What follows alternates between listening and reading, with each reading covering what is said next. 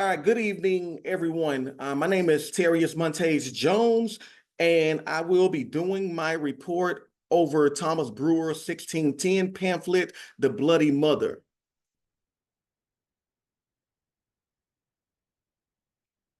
And I have it broken down, my contents. I'm going to do summary, a brief background, and I'm going to look at some of the themes and some of the symbols that are found within this pamphlet.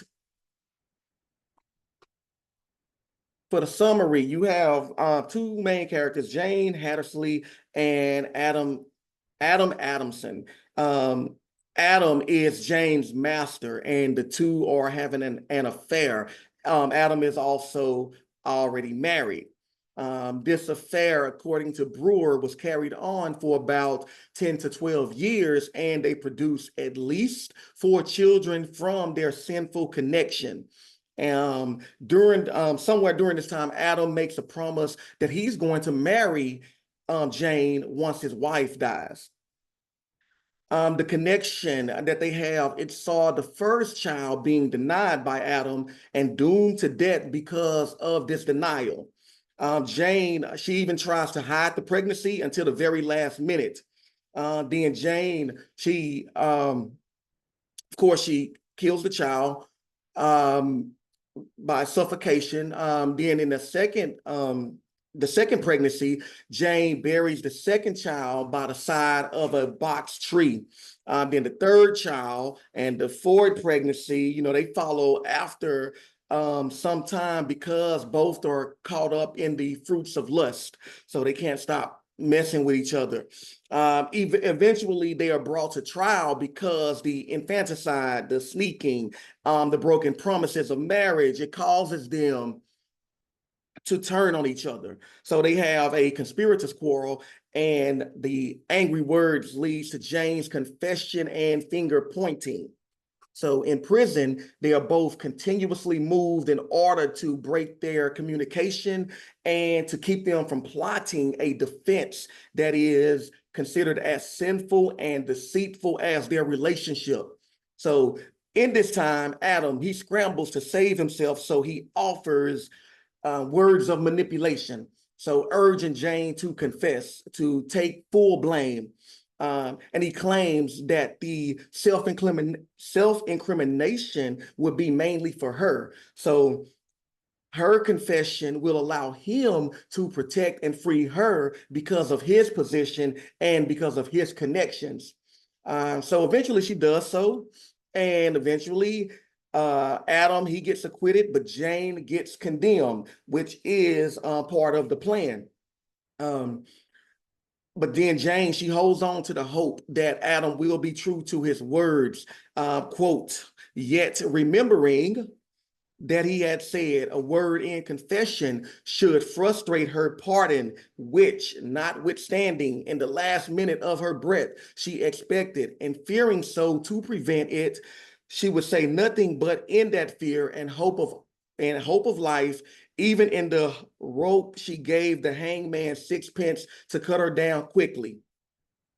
Of course, Adam, he's pained by her death, but eventually, lice and great multitudes tormented him. Although he is not true to his words of pardoning Jane, religion still steps in, and he suffers from this affliction for 6 months before also dying. Brewer wraps up the pamphlet by warning us of the sins of marital infidelity.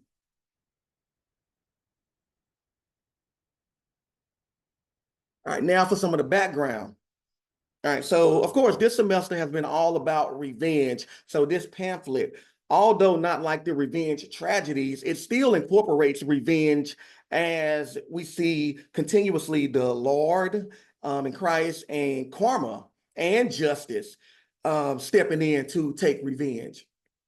Now for Thomas Brewer, there is very little biographical information to be found on his life, but the sources I consulted, such as the Oxford Dictionary of National Biography and Jack Lucas's article, the infrastructure of infanticide. They all assert that Brewer, as we know, was a writer, and that he focused his themes on events that plagued London during his time, such as the um, plague, religion, sin, and female criminality. Other background. So I also decided to look at like some of the laws on murder during this time, and then like I guess like a little kind of like a little history of serial killers, because Adam and Jane, they are serial killers. Um, so when we look at laws on murder, according to Kara Swindon, there were over 300 crimes that were designated as felonies during the 17th century. She also argues that murder was the least prevalent felony, and that women were more associated with premeditated murder, often using poison. And this is something that has been a staple throughout history, but this is also something that is connected to the pamphlet. All right, next I want to look at aristocratic corruption. So aristocratic corruption, this is a time that saw extensive levels of, you had abuse of power, you had abuse of privilege and positions. Basically, they were able to commit heinous crimes like rape, murder, torture victims for a long time without being caught. I guess one of the examples, and it don't really apply, but Vlad the Third, the inspiration to Dracula. So that was kind of like a prime example of aristocratic corruption. But connected to this, Adam Adamson, he utilizes his position, like Vlad, not just to manipulate Jane, but also to hide and participate in these murders, directly or indirectly.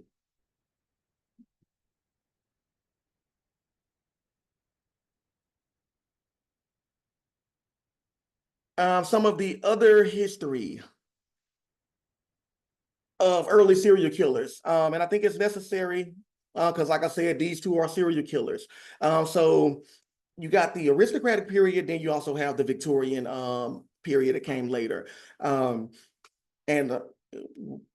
this is key because, well, the history, because I have to connect ideas that were developed later to Jane and Adam's personality. So it wasn't until the Victorian period that we had more great advances in science and policing, as well as improvements we saw in printing that ensured the spread of news of murders. The popular press, according to Charlotte Gregg and John Marlowe, it used much of its power to bring lurid stories of mayhem and murder to the masses. So Adam and Jane were able to exist prior to these advances.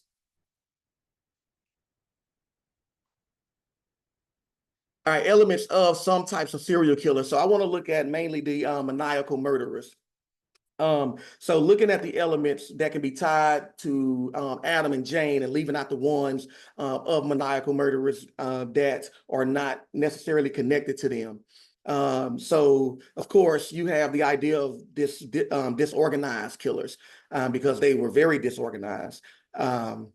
So disorganized killers, they leave clues behind, which typically means that they are caught quickly. But other times, this disorganization, it makes the killer's movements hard to predict. Hence, the 10 to 12 years of those two escaping punishment. The psychological tendencies of serial killers, some of them. And again, looking at the ones that apply. So being poor is a tendency. Jane, she is, of course, this servant type woman. But it does not, of course, being poor, it does not apply to Adam. So it just kind of shows that this later development of poor is not the only element. Another tendency or characteristic is that they are abused in some way. So again, this is something that is applied, but it's applied a little differently. So the relationship that never produces marriage, or Adam loving the offspring that they produce, it becomes James' abuse. Then you have where the killers, they saw or learned violent behavior from a family member. So Jane, she sees how easy it is for Adam to deny the life of their first child. So she incorporates, internalizes that same behavior. So Adam is supposed to become Jane's family through marriage. Then you have the lack of remorse.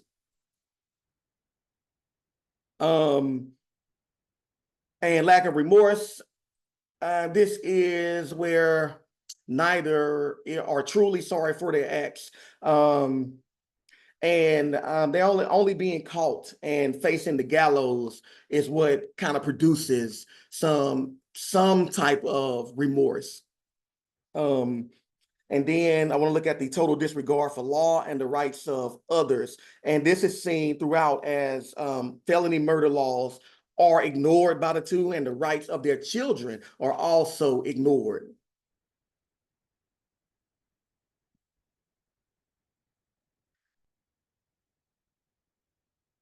Next, I want to look at a few estimates of serial killers by gender. So history says that 85% of serial killers are male, 15% are female. History says that women are less likely to be driven by sexual motivation. So for Jane, I mean, I guess hers, it is sort of driven by sexual motivation here. I mean, you can make that argument, and because of the affair. Another one is that women are prone to kill for financial gain. So now there is no mention of insurance money directly involved, but Adam is in a position to take care of Jane financially. Women, they are also, history shows they favor poison rather than messier methods. So Jane, she did attempt to turn to poison with her first child. And then women often act in concert with men, i.e., their partner in crime. So Adam and Jane, they are obviously working in concert throughout, and they are tied together. So even when Adam is seemingly absolved of his crimes, he is punished by karma because the two are like twins. They are like blood partners. Next, I want to get into some of the themes. So infanticide is probably the most obvious theme, or at least for me, it's perhaps the most dominant and prevalent theme. So first, a little clarification on infanticide is that it's not just killing an infant or a child, but committing that act within a year of the child's birth. This is juxtaposed to filicide, which carries a similar definition, where a parent kills a child, except those who are victims of filicide are mostly at risk between the ages of 1 and 4. And this is according to the National Center for Biotechnology Information. So in the Bloody Mother, there is the idea of double or corroborating infanticide because both parents, Jane and Adam, they are willing participants in the child murders, which is a slight stray from historical occurrences where women are most likely participating were participants acting in solo when it comes to these child murders, according to Marlene L. Daly's article, The Killing of Canadian Children by Parents or Guardians. The next thing, you have secret lust.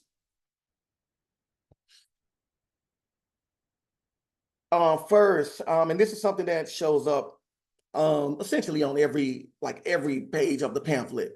But first, the story talks about Adam being taken in by Jane's beauty and sexuality, describing beauty as an entangling net. So obviously, this ties directly into the themes of female sexual objectification. And what happens when the woman becomes an object is that she loses various pieces and rights, like the right to have pity or the right to be defined as a human. And as such, her beauty is then viewed as a thing. That is that entangling net that Brewer writes. So Adam becomes the figure at this point who appropriates pity and humanity, even though religion steps in, rectifying this imbalance of objectification. Adam is also cheating with a servant, which ties uniquely into the sexual lust theme. Jane becomes an object, and essentially Adam owns her physically. However, he is owned by lust, which means that in many ways he is actually her servant. Thomas Brewer writes, "She was mistress and commandress of. What she commanded must be performed. What she requested must be provided." And that was on page 5.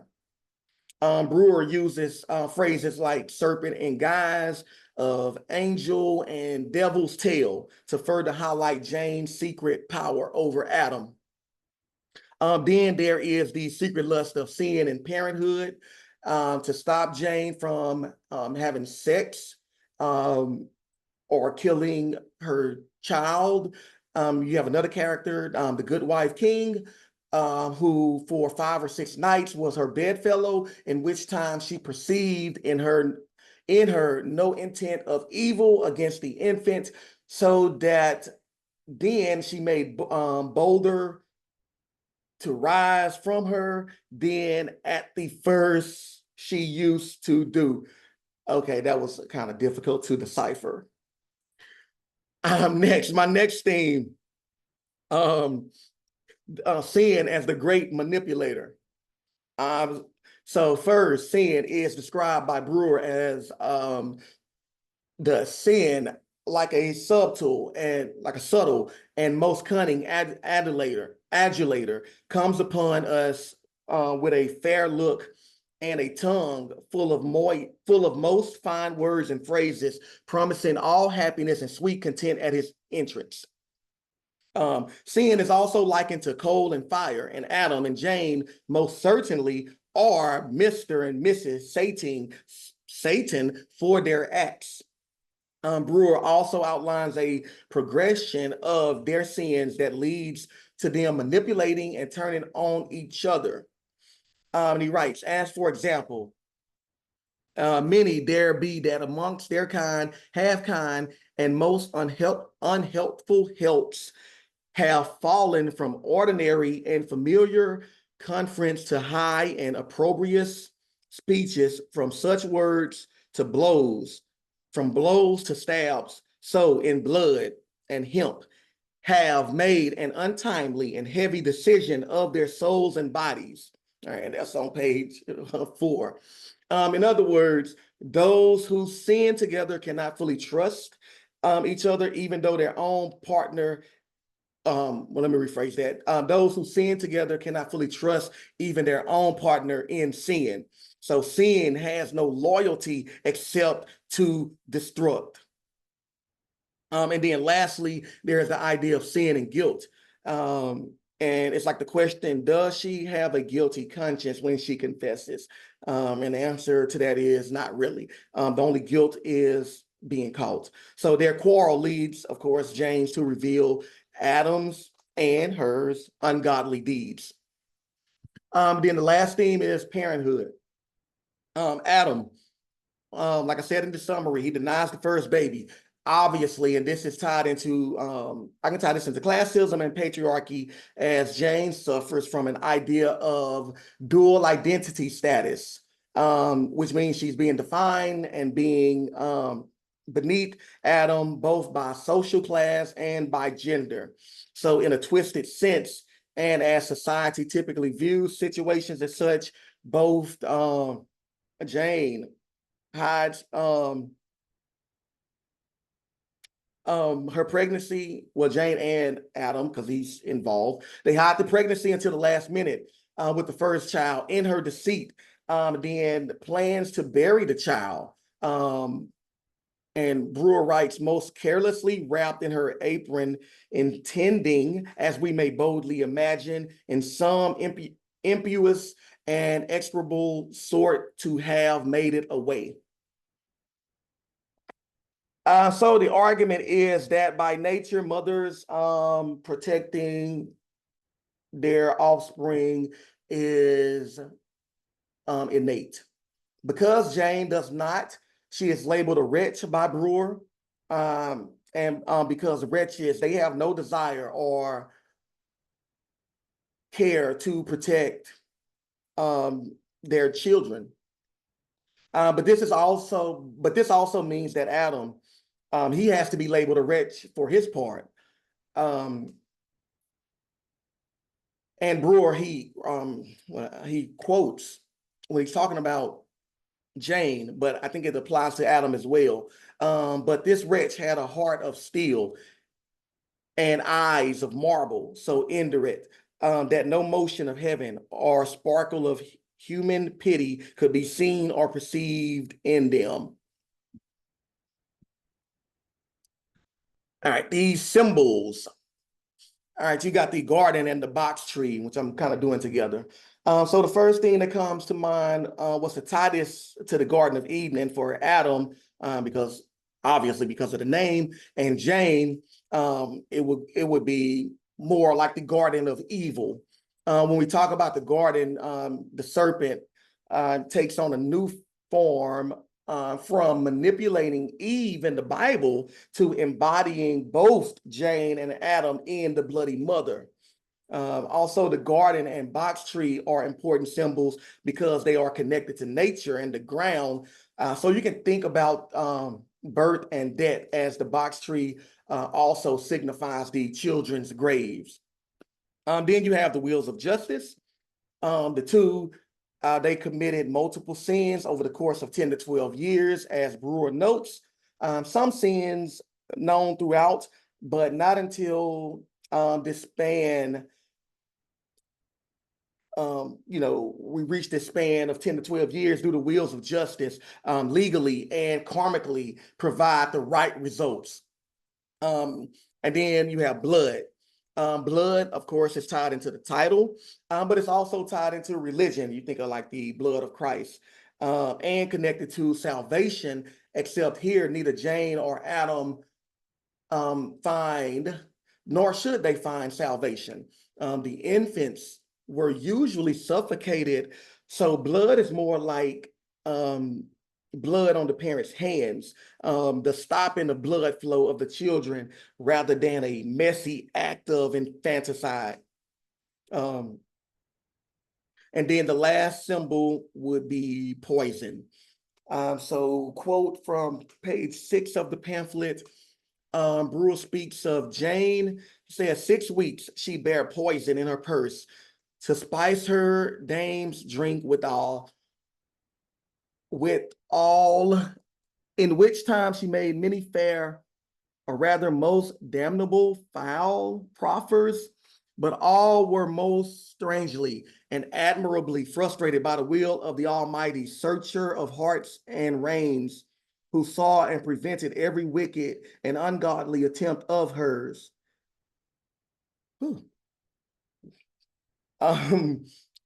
Poison is not only a liquid that can be used for murder, but more importantly, it is the liquid that flows through Adam and Jane's bodies, just through their thoughts, their perception of their children. So they are two poisonous people who escape punishment for an extended period. And then ultimately, Brewer argues that marriage infidelity is the ultimate poison. All right, and then here are the sources that I consulted.